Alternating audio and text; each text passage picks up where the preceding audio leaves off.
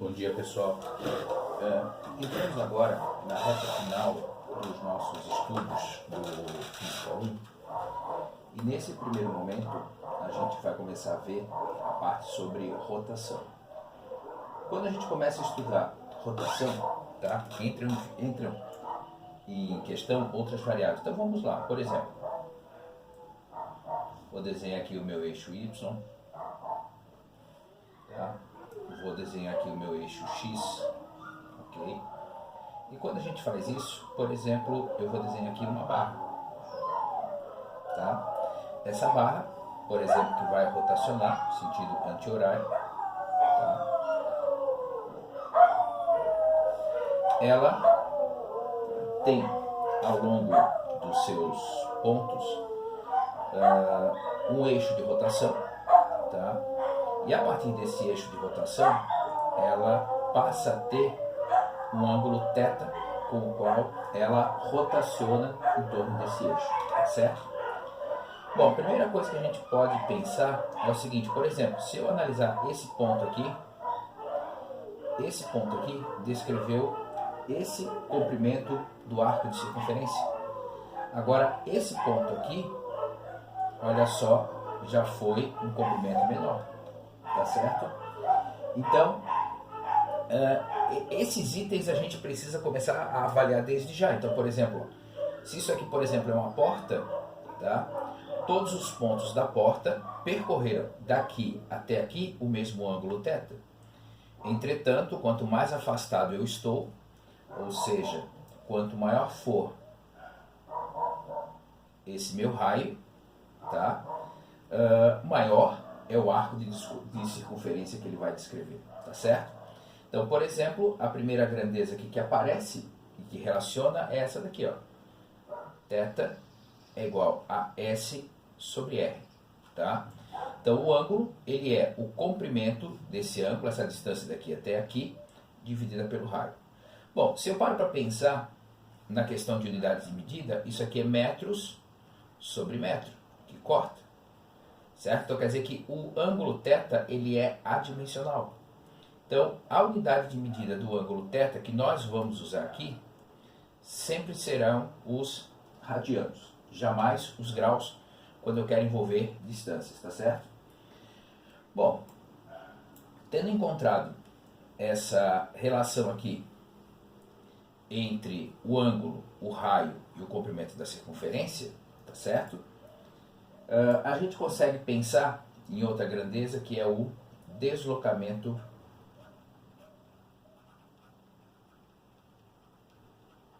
escalar. Esse deslocamento escalar, o Δθ, ele vai ser um ângulo na posição final menos um ângulo na posição inicial, tá certo? E aqui a gente vai adotar a seguinte questão. Se eu vou ter um Δθ positivo, significa que eu estou andando no sentido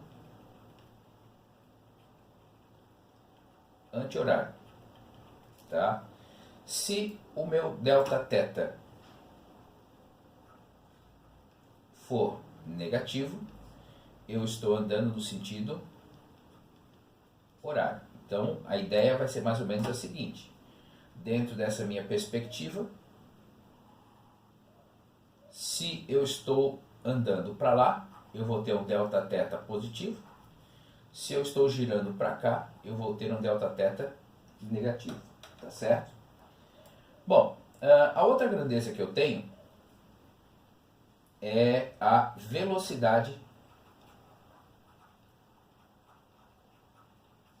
angular. A velocidade angular, que é simbolizada pelo ômega minúsculo, tá? Vamos lembrar que assim, ó, por exemplo, o W ele vai ser mais pontudo aqui embaixo e o ômega não tanto, tá? Então, deixa eu só apagar isso aqui. A velocidade angular, ela vai ser o Δθ dividido pelo tempo, tá? Se eu paro para olhar, então a unidade de medida da velocidade angular, ela vai ser radianos por segundo, tá certo? Então, se eu quero saber a velocidade angular média, Δθ sobre ΔT. Se eu quero saber a velocidade angular instantânea, ela vai ser o limite do ΔT tendendo a zero, de Δθ ΔT, ou seja, a velocidade angular instantânea, ela vai ser a derivada do ângulo θ em relação ao tempo, tá certo?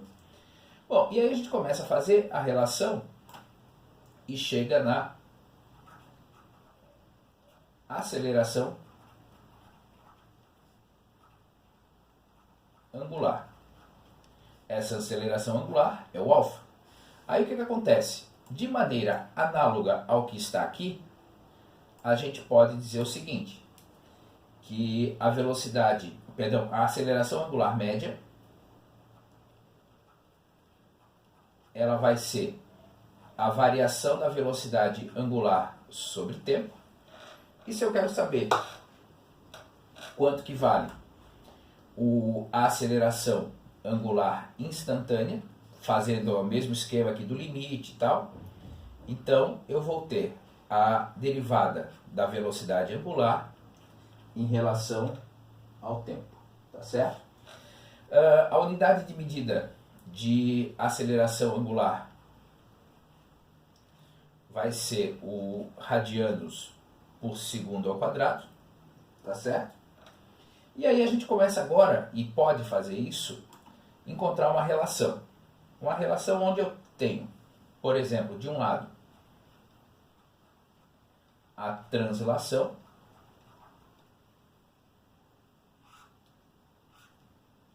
e do outro lado, a rotação. Bom, a translação é o que nós vínhamos estudando até aqui, tá certo? Então, por exemplo, eu posso pensar da seguinte forma. Nós tínhamos o movimento uniforme que acontecia com velocidade constante. Agora, a rotação, eu posso analisar o movimento circular uniforme, tá? Onde eu tenho uma velocidade angular constante. Então, por exemplo, aqui eu tinha x igual a x0 mais v vezes t. Agora eu vou ter θ igual a θ0 mais ômega vezes t. Então quer dizer que eu consigo descobrir qual é o ângulo que ele vai estar após um certo instante de tempo, desde que eu saiba qual é a velocidade angular com que ele está se movimentando, tá certo? Agora, se a gente tem um movimento uniformemente variado, o que nós tínhamos? Nós tínhamos, por exemplo, essa função aqui.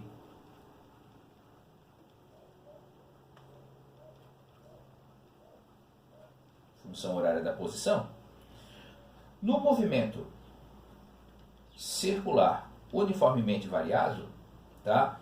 O que nós vamos ter? O θ0, ao invés de velocidade tangencial, a gente vai ter a velocidade angular inicial. Aceleração tangencial, a gente vai ter a aceleração angular. Certo? Então, qual que é o objetivo aqui? É você perceber que as equações que nós tínhamos lá simplesmente mudaram de variáveis quando eu venho de lá para cá. Então, aqui eu tinha velocidade constante, aqui eu estou tendo aceleração constante. Quer seja aceleração tangencial, quer seja aceleração angular.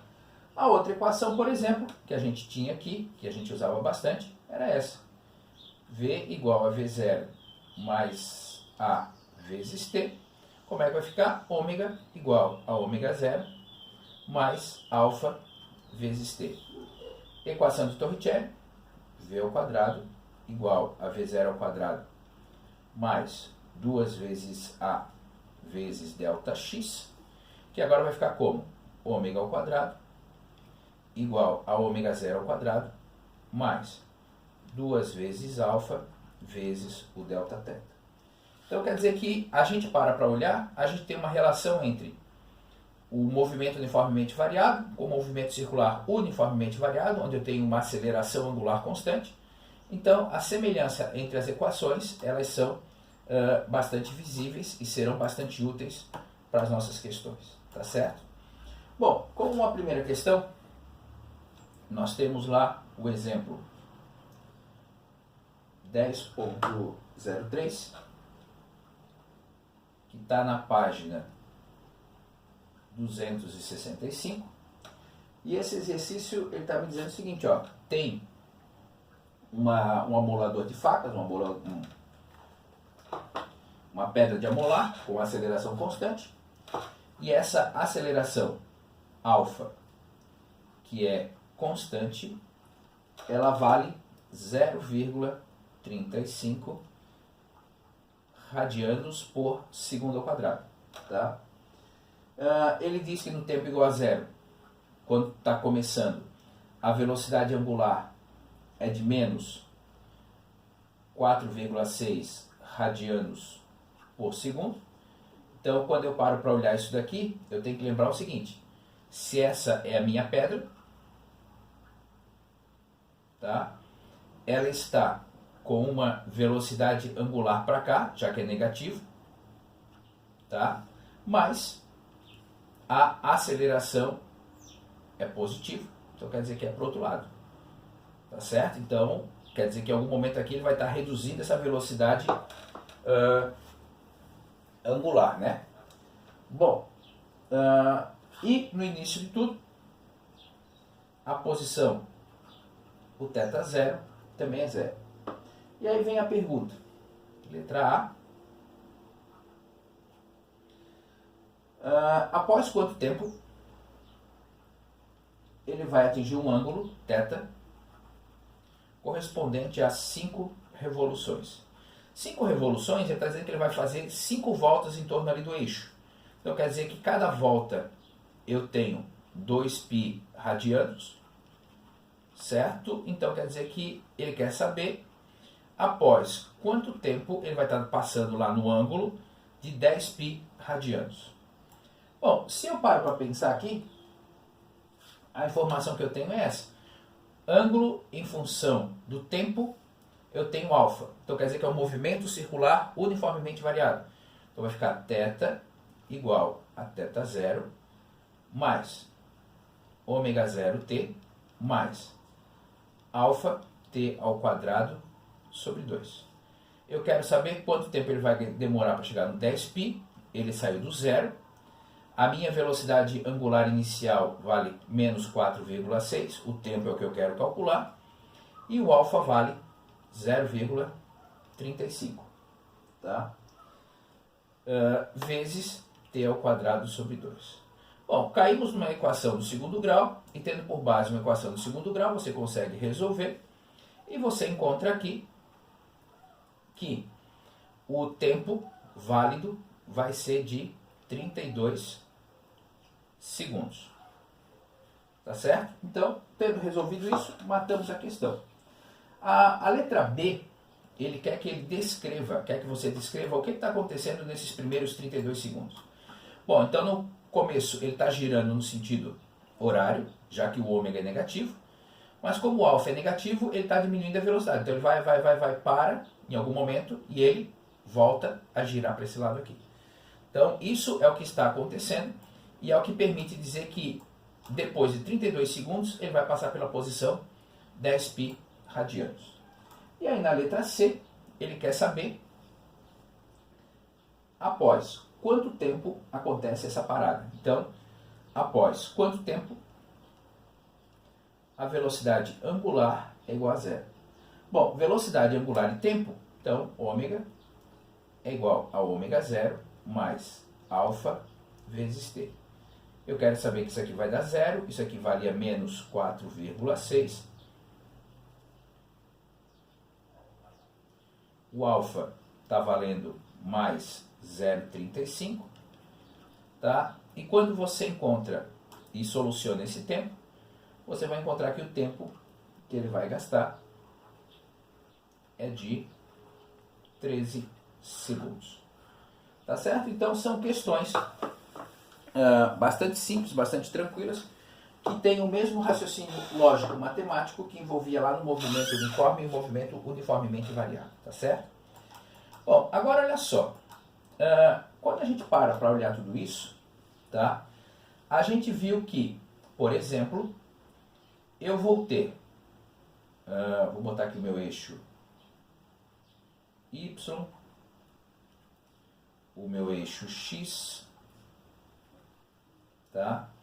E aqui eu vou desenhar aquele meu objeto rígido que está rotacionando e que tem aqui um ângulo θ, certo? Bom, eu vou pegar aqui um ponto 1, que tem o seu S1. Aqui eu vou pegar um ponto 2, que tem o seu S2. Já vimos que o S1 é maior do que o S2, então vamos analisar. Então, por exemplo, para essa situação aqui, eu posso dizer que o Δθ1 é igual ao Δθ2. Se ômega, que é a velocidade angular, é Δθ sobre ΔT, todos esses pontos que saíram aqui chegaram aqui juntos, já que essa barra é rígida. Então quer dizer que eu posso dizer que o ômega1 é igual ao ômega2. Entretanto, o ΔS1 é maior que o ΔS2. Ok? Então, se a velocidade é ΔS sobre ΔT, todos eles saíram daqui e chegaram aqui no mesmo tempo. Só que esse precisou percorrer uma distância maior.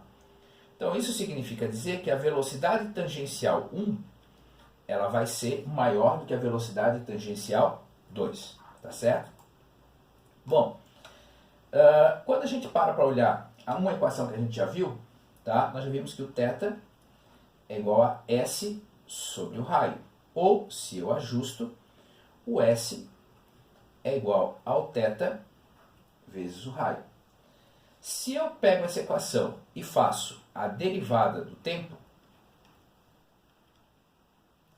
olha só o que acontece. Então vai ficar ds dt igual a dθ dt vezes o raio. O raio não está mudando à medida com que o tempo passa, ele é uma constante. Agora, quem é ds dt? Ds dt é a velocidade tangencial. Quem é dθ dt? É a velocidade angular e esse é o raio. Ou seja, para uma determinada velocidade angular, quanto maior o raio, maior a velocidade. Que é exatamente o que a gente definiu aqui. Ó. Quanto maior for esse raio, maior a distância daqui até aqui, maior vai ter que ser a velocidade do objeto. Por exemplo, dentro de um automóvel, quando ele vai fazer uma curva, se ele não tivesse um sistema que diferenciasse esse ponto desse, essa roda de dentro sempre estaria patinando. Então quer dizer que existe dentro do carro, ao fazer uma curva, um carro, um caminhão, esse sistema, esse controle de velocidade. Tá certo? Bom, agora, se eu sigo aqui e faço novamente a derivada com o tempo, então vou fazer o quê? dv dt é igual a dômega dt vezes o raio, ou seja, a aceleração tangencial vai ser igual à aceleração angular vezes o raio. Então a gente consegue chegar numa relação entre uma e outra, tá certo? Para poder descobrir qual que é a aceleração desse ponto, a aceleração desse ponto tangencial, a aceleração angular é a mesma para os dois pontos, certo? Já que eu tenho o mesmo ângulo e o mesmo tempo. Então, tudo isso são grandezas que a gente viu.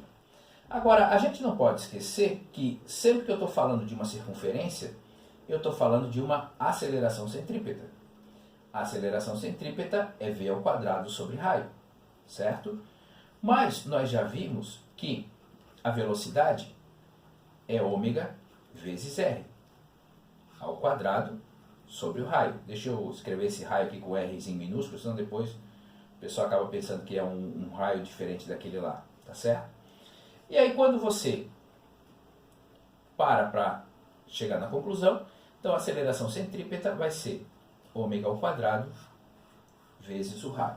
Então, se eu conheço a aceleração centrípeta através da sua velocidade, eu consigo calcular ela, mas se eu, por acaso, quero calcular a partir da velocidade angular, isso também é possível, tá certo? E por último, para esse momento agora inicial, a gente tem uma grandeza que é o período de revolução. O período de revolução, que é simbolizado pela letra T maiúsculo, é o tempo que eu vou gastar para fazer uma única volta, tá? E esse tempo que eu vou gastar para fazer uma única volta, eu posso pensar assim, ó, o ΔT, tempo normal, nada mais é do que a distância que eu vou percorrer dividido pela velocidade. Só que eu vou analisar isso aqui para uma volta. Então, por definição, quando eu vou dar uma volta, o tempo para dar uma volta é período. Certo? Qual é a distância que eu percorro quando eu vou dar uma volta completa? 2πr. Sobre a velocidade. Então quer dizer que eu consigo encontrar aqui uma equação matemática que me relaciona o comprimento da circunferência com a velocidade para eu saber quanto tempo eu gasto para fazer isso. Mas nós já vimos que essa velocidade aqui é ômega vezes r. Então eu posso reescrever isso e descobrir o seguinte, ó, se eu quero saber qual é o período, basta eu saber qual é a velocidade angular. Certo? Então, se eu sei a velocidade angular e se eu sei o período, se eu sei a velocidade angular, eu sei o período, se eu sei o período, eu sei a velocidade angular. Tá certo, pessoal? Para esse primeiro momento da aula de hoje era isso. Até mais, tchau, tchau.